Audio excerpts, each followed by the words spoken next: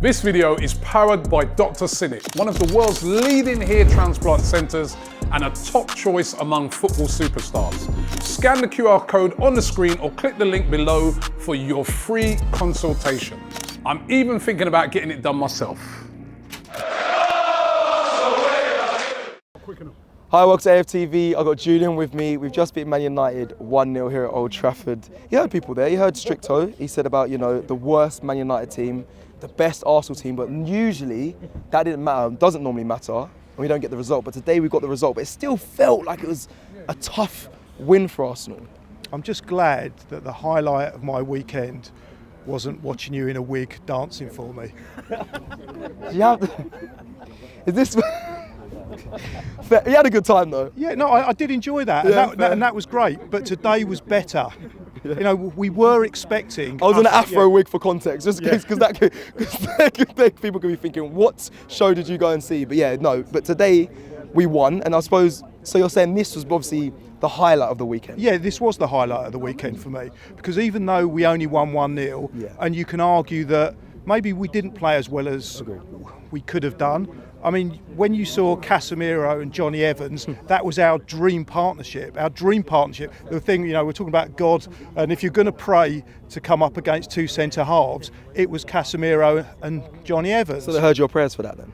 They did, but slight criticism of Arsenal. They didn't exploit two obvious weaknesses in the centre of their defence. And the only time we actually did exploit it was when we scored the goal, because Casemiro doesn't understand how to play that position, and he played Havertz onside. It showed a complete naivety to playing that position. He played him onside, and Trossard does what Trossard does best. He put the ball in the back of the net.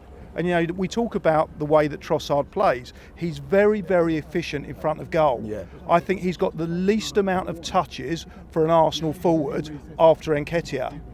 He's not on the ball much. But effective. He's very effective. I think before the game, his 16 goals. Now he's got 17. He had an XG of what it was he was every 0.66 of a game. He was scoring a goal. You sure this one's right, yeah? No, I'm positive this one's right. It's now a little bit more because he's obviously scored 17 goals. Yeah. But the point I'm making, he's very efficient in front of goals. And actually, if you look at the statistics of that game, United had the better of pretty much all of it. The possession, the passes, the chances. But what we had the better of was the chances on target and the better chances. And there was actually only one clear-cut chance of the whole game, which came to Arsenal, which for me was down to Casemiro's error from playing Havertz onside. Are you available tomorrow? Because James got Tactical Insight filming it. You know your stats. I think my dad knows his stats. I'm glad you admitted that. Yeah. Jude, I need to ask you about this, because I know you, when you watch the games, you check a lot as well. Certain things that you can't really see at times because we're so far away, as all of us. There was a moment where David Raya, I believe, they took a quick free kick and Havertz was in, but the ref blew up, and I still to this I don't know what happened. What happened there? Because that was we would have scored from that. We would have scored. Now, in the spirit of the game, I would have allowed that to happen. What the referee claimed was that he didn't give the signal because it was a free kick to Arsenal, right? And he didn't. You have to wait for the referee to give the signal, and then you can play. Okay. Now, to be fair, the way that you should play that game is to, when you see the opportunity, take the opportunity. And the referee should have allowed that to go, because it was a definite Arsenal free kick, which he allowed. Yep.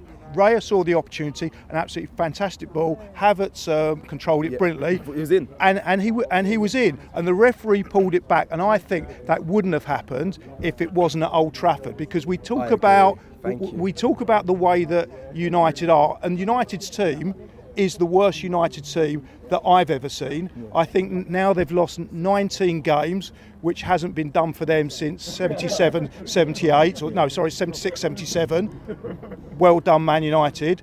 But a lot of what I've seen over the years, and I take such pleasure out of what I've seen today, because I despised Man United for years. There was this thing with, it was 1993, I think 10th of April 1993. Wow. And a lot of people had talked about God, and we had a theological discussion in the car coming up. Yeah. But I had this theory that Ferguson sold his soul to the devil in the 89th minute on the 10th of April 1993 against Sheffield Wednesday.